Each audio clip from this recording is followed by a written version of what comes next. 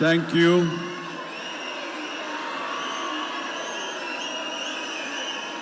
దూర ప్రాంతాల నుంచి,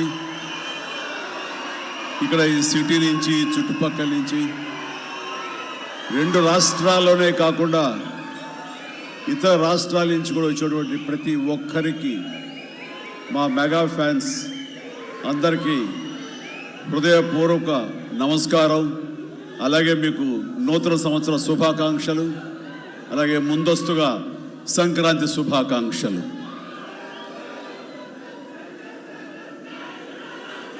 ఇక్కడ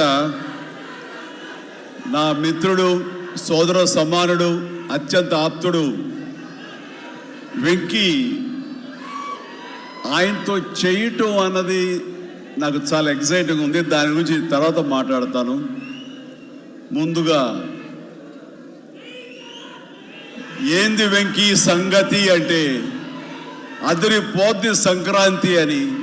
ఏంది బాసు సంగతి అంటే మనదే కదా సంక్రాంతి అని, ఇరగదిద్దాం సంక్రాంతి అని అంటాం.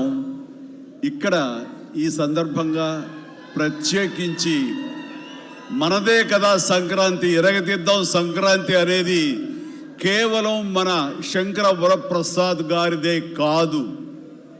ఈ సంక్రాంతి మొత్తం మన తెలుగు పరిశ్రమ అవ్వాలని మనస్ఫూర్తిగా కోరుకుంటున్నాను.